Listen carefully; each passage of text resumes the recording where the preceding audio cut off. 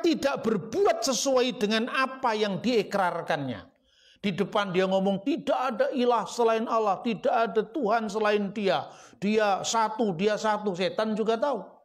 Makanya ISIS benderanya tertulis la ilaha illallah. Dr. Bambang Nursena menegaskan, jangan puas hanya dengan monoteisme setan. Percaya Allah itu satu. Mari kita simak video berikut ini. Dalam iman Kristen, tauhid atau keesaan Allah itu dibagi 3. Ini sistematik dari saya. Sistematik yang pertama adalah monoteisme setan, satanic monotheism. Dasarnya di dalam Yakobus pasal 2:19. Kamu percaya Allah itu satu, itu baik. Tapi setan-setan pun percaya itu dan gemetar. Jadi setan percaya enggak kalau Allah itu satu? Percaya, Pak. Setan percaya kalau Allah itu satu, bahkan gemetaran melihat Allah itu satu. Tapi setan itu monoteisme hanya di bibir, lain di hati. Karena apa?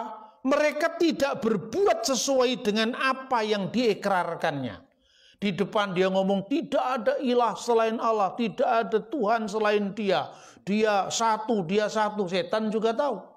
Tapi perbuatannya membunuh, berbohong, menyebar hoax. Apakah itu perbuatan Allah? Itu perbuatan setan. Makanya ISIS benderanya tertulis la ilaha illallah. Tapi membunuh manusia seperti membunuh seekor binatang. Ini jangan lupa, setan bisa menggunakan monoteisme untuk mengecoh manusia. Seolah-olah mereka beriman paling murni tapi tidak ada buah roh. Ibu bapak terkasih dalam Tuhan, sebagai orang-orang yang percaya bahwa Allah itu Esa, monoteisme yang ketat, kita tidak boleh hanya dalam tingkatan yang selevel dengan setan. Kenapa demikian? Alkitab memberikan konfirmasi dan penegasan dari Yakobus 2 ayat 19 seperti yang sudah dibacakan oleh hambanya Dr. Bambang Nursena di cuplikan video tadi. Saya ulangi membacanya sekali lagi. Engkau percaya bahwa hanya ada satu Allah saja. Itu baik. Tetapi setan-setan pun juga percaya akan hal itu. Dan mereka gemetar. Alkitab tidak menyanggah atau tidak memungkiri kalau saudara dan saya umat beragama bahwa Allah itu satu atau Esa, itu baik.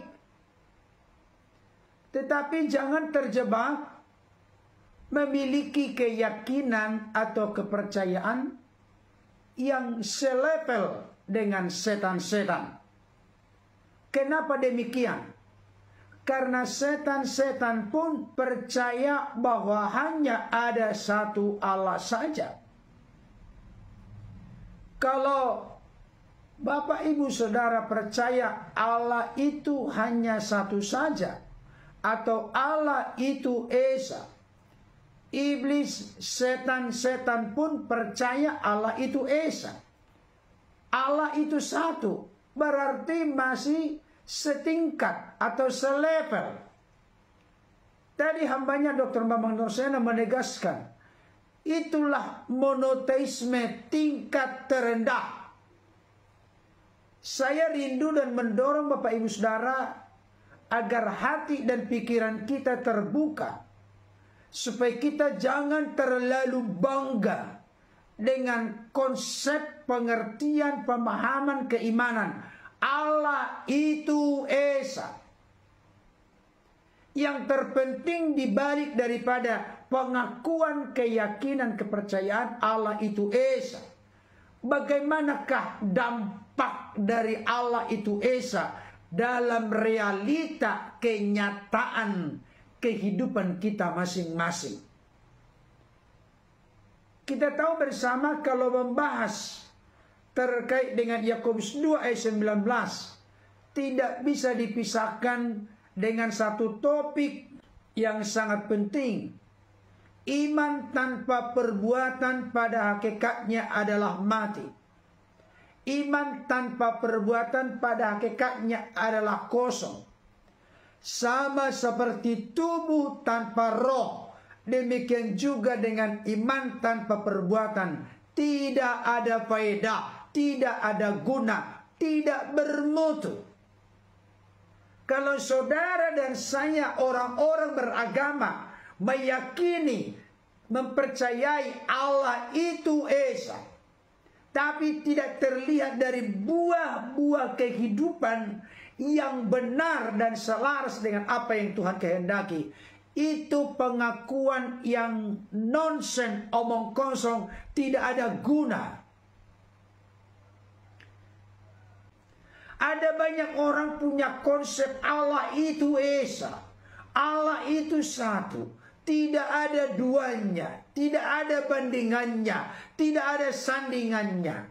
Tetapi realita kenyataannya, dari buah meyakini, mempercayai Allah itu Esa, Allah itu satu, tidak terlihat dengan jelas.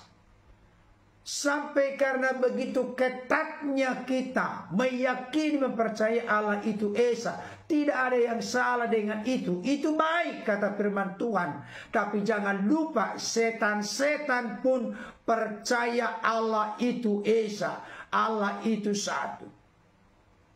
Kalau begitu apa yang membuat perbedaan pengakuan Allah itu Esa, Allah itu satu menurut orang beragama, dengan Allah itu Esa, Allah itu satu menurut setan-setan?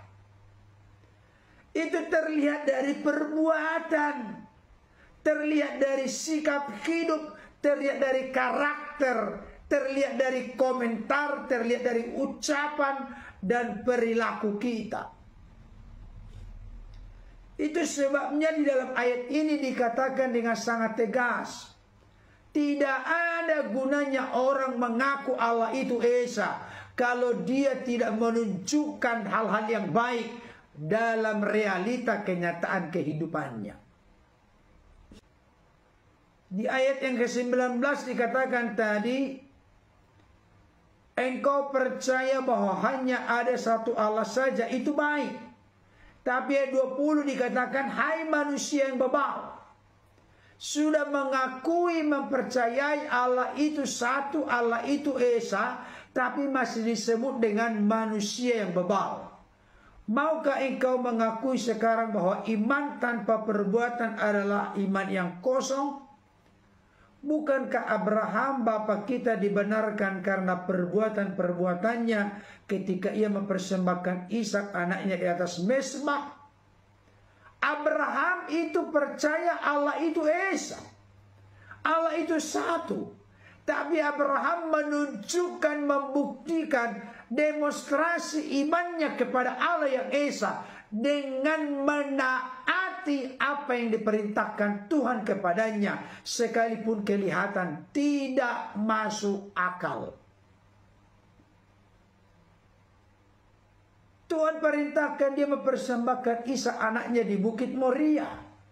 Padahal kita tahu bersama Abraham telah menantikan anak itu 25 tahun lamanya. Setelah sudah cukup remaja, Tuhan perintahkan dipersembahkan sebagai korban bakaran, alias mengalami kematian. Tapi Abraham yang percaya kepada Allah yang Esa, Allah yang satu, tidak pernah meminta pertimbangan siapapun untuk rela mempersembahkan Ishak anaknya sebagai wujud bukti kepercayaannya kepada Allah yang Esa.